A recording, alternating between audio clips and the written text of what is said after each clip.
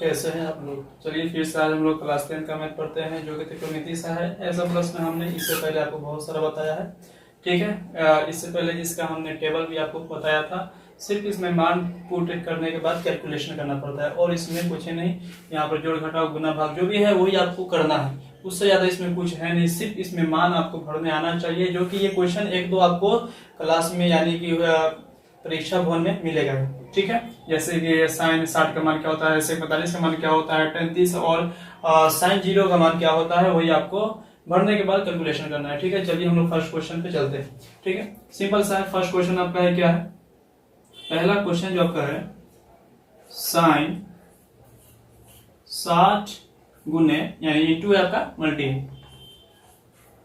सेक square 45 minus 3 tan 30 है, ठीक है, और प्लस 4 साइन 0 डिग्री। यहाँ पे आपको सिर्फ मान है, मान सिर्फ भरना है और कुछ नहीं है।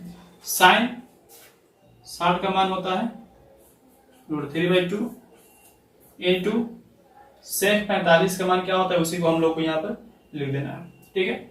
सेक 45 का मान आपका होगा √2, स्क्वायर है तो स्क्वायर कर लेंगे, माइनस 3 गुने, ठीक है, क्योंकि 3 जो है आपका 10 से मल्टी है, 3 इंटू यानी कि 3 tan 30, ठीक है। tan 30 का मान क्या होता है, तो 1/√3 होता है, प्लस है तो प्लस 4 गुने साइन 0 का मान क्या होता है, 0 ही होता है, ठीक है। स्क्वायर से रूट आप काट सकते हैं या आप इसमें स्क्वायर भी कर सकते हैं, तो √4 होगा, 4 का वर्गमूल आपका 2 हो जाएगा, ठीक है। सिंपल से यहाँ पर हम लोग लिख सकते हैं √3/2 और गुने क्या हो जाएगा 2, ठीक है। ये जो आपका 3 में √3 2 रहता है, जैसे कि अगर यहाँ पर हम लोग लिखना चाहे √3 गुने √3 क्या हो जाएगा √9, क्योंकि 9 और 9 का वर्गमूल आपका, ठीक है 3, क्योंकि 3 जो है आपका स्क्वायर है 9 और वर्गमूल जो है 9 का 3 होता है, इसीलिए जो यही हम लोग ये इसको सॉल्व किए तो ये आया है, मतलब कि 3 के बदले में √3 हम लोग लिख सकते हैं 2, ठीक है। तो यहाँ पर हम लोग चलिए काट देते हैं सीधे, क्या हो जाएगा √3, एक कट गया एक बचा, ठीक है। ये जो है आपका टोटली क्या हो जाएगा, यहाँ पर चलिए पहले हम √3 लिख देते हैं, प्लस में क्या हो जाएगा 0 हो गया, ठीक है। इसको हम लोग सॉल्व करते हैं, इससे ये आपका कट गया, ठीक है।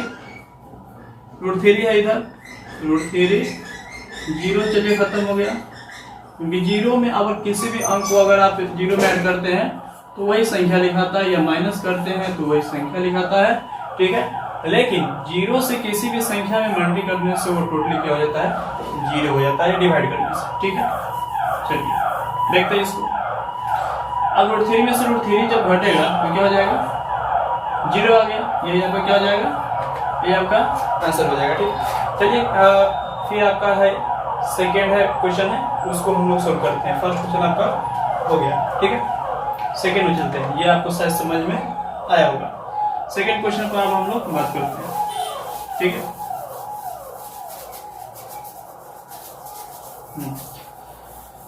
अब सेकेंड क्वेश्चन आपका है क्या है, 4/tan² आपका 60 है, प्लस 1/sec² आपका 30 है और माइनस sin 45 है। सेम क्वेश्चन है इसी की तरह जो हमने अभी इसको सॉल्व किया है, शायद आपने इसको समझा भी होगा, सिर्फ कैलकुलेशन है जो आपके लिए बहुत महत्वपूर्ण था, ठीक है। अब हम लोग सेकेंड पे बात करते हैं, ठीक है। लिखेंगे सोल्व 4 गुने tan² जो 60 का मान होता है उसी को हम लोग यहाँ भर देंगे, √3 होता है, क्या हो जाएगा √3 का होल स्क्वायर होगा, प्लस है तो प्लस 1/, ठीक है। और cos 30 का जो मान होता है उसी को हम लोग यहाँ भर देंगे, cos 30 का मान आपका क्या होता है उसको हम लोग यहाँ पे पुट करेंगे, ठीक है। तो 2/√3 होता है, ठीक है,